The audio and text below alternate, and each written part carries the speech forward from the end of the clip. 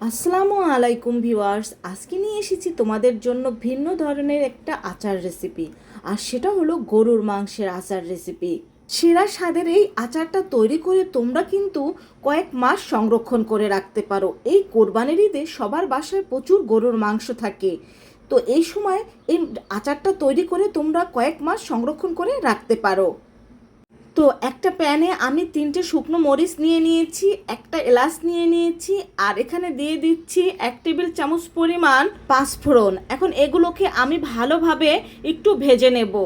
আর যেহেতু আমরা আচার তৈরি করছি, এখানে কিন্তু পাঁচফোড়নটা অবশ্যই লাগবে। তো এটাকে ভালোভাবে ভেজে নেওয়ার পর নামিয়ে এটাকে আমি ব্লেন্ডারে গুঁড়ো করে নেব। আপনারা চাইলে পাটায়ও গুঁড়ো করে নিতে পারেন। এখন এটাকে আমি এক সাইড করে রেখে দিচ্ছি। আর এখানে আমি নিয়ে নিচ্ছি 1 কেজি পরিমাণ হাড় চর্বি ছাড়া গরুর মাংস। আর এই মাংসগুলো আমি ভালোভাবে ধুয়ে পরিষ্কার করে নিয়েছি। আর এখন আমি এর মধ্যে দিয়ে দিচ্ছি 1.5 টেবিল চামচ পরিমাণ লাল মরিচের গুঁড়ো, আর দিয়ে দিচ্ছি হাফ চা চামচ পরিমাণ হলুদের গুঁড়ো, হাফ চা চামচ পরিমাণ ধনিয়া গুঁড়ো ও হাফ চা চামচ পরিমাণ জিরা গুঁড়ো, আর দিয়ে দেবো 1 টেবিল চামচ পরিমাণ আদা পেস্ট, 1 টেবিল চামচ পরিমাণ রসুন পেস্ট, আর দিয়ে দিচ্ছি স্বাদ মতো লবণ। আর এখানে আমি 2 টেবিল চামচ পরিমাণ সর্ষের তেল দিয়ে দেব। এখন এই সব উপকরণগুলোকে এই গোছের সাথে আমি ভালোভাবে মিশিয়ে নেব। আর একটু সময় নিয়ে মিশিয়ে নেওয়ার চেষ্টা করবেন, যাতে গোছের মধ্যে মশলাটা ভালোভাবে প্রবেশ করতে পারে। তো এটাকে ভালোভাবে মেখে নেওয়ার পরে আমি এটাকে ঢেকে 10 মিনিটের জন্য রেস্টে রেখে দেব। আপনাদের হাতে সময় থাকলে 30 মিনিটের জন্য রেস্টে রেখে দিতে পারেন। তো এখন আমি 10 মিনিট পরে ফিরে এসেছি। 10 মিনিট পরে এর মধ্যে আমি দিয়ে দিচ্ছি সামান্য গরম মশলা গুঁড়ো। এখন এটাকে আমি চুলায় বসিয়ে দেব।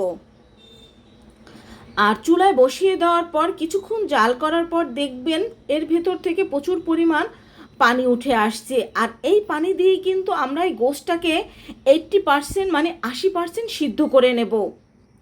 আর বাকি 20% আমরা পরে সিদ্ধ করে নেব। আর একটু পরপর ঢাকনা তুলে এটাকে নেড়ে দিতে হবে। এটা থেকে কিন্তু আরও পানি বের হবে। তো দেখতেই পাচ্ছেন এই গোছের থেকে কিন্তু প্রচুর পরিমাণের পানি বের হয়েছে। বন্ধুরা, রেসিপিটি যদি তোমাদের ভালো লেগে থাকে অবশ্যই ভিডিওতে একটা লাইক দিয়ে দেবে, আর চ্যানেলটি সাবস্ক্রাইব করে আমার পাশে থাকবে। আর আমি ভালোভাবে জাল করে এই পানিটাকে কিন্তু একেবারে শুকিয়ে নেব, তাতেই আমাদের এটা 80% সিদ্ধ হয়ে যাবে। এই আচারটা শুধু খেতে কিন্তু অনেক বেশি ভালো লাগে। এছাড়া রুটি, খিচুড়ি ও ভাত দিয়েও খেতেও এটা খুব ভালো লাগে। তো আমাদের গোশটা 80% সিদ্ধ হয়ে গিয়েছে, দেখতেই পাচ্ছ। এখন এটাকে আমি নামিয়ে নেব। এটাকে নামিয়ে আমি আলাদা একটা পাত্রে তুলে নিচ্ছি।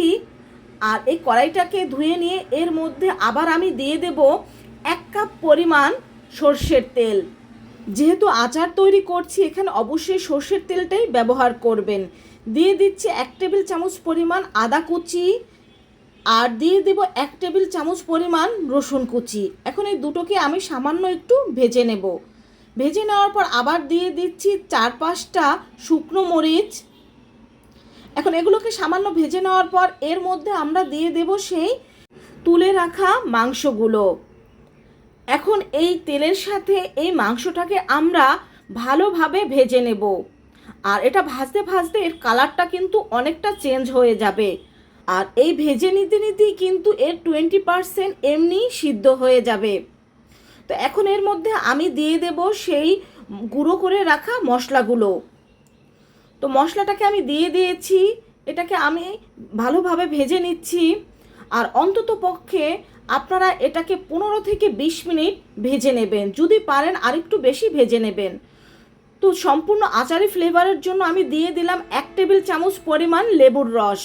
এতে আচারটা একটু টক টক ঝাল ঝাল ভাব থাকবে, এটা খেতে আরও অনেক বেশি ভালো লাগবে। তো আমাদের এটা কিন্তু ভেজে নেওয়া হয়ে গিয়েছে, মানে আমাদের আচারটা তৈরি হয়ে গিয়েছে। এখন এটাকে আমি নামিয়ে সার্ভ করে নেব। এই আচারটা কিন্তু সত্যিই খেতে অসাধারণ। এই কোরবানির ঈদে অবশ্যই একবার এই আচারটা আপনারা ট্রাই করে দেখবেন আপনাদের কাছেও খুব ভালো লাগে।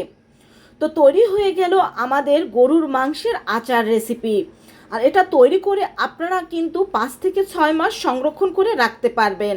তবে আমি যে কবারই তৈরি করেছি এটা একবারও রাখতে পারিনি, কারণ তৈরি করার সাথে সাথে এটা শেষ হয়ে যায়, এতটাই টেস্টি হয় এই গরুর মাংসের আচার।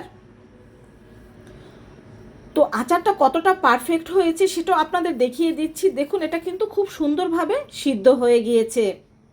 এখন এটাকে একটা কাচের জারে ভরে রেখে মাঝে মধ্যে রোদ্রে দিয়ে সংরক্ষণ করে রাখা যাবে।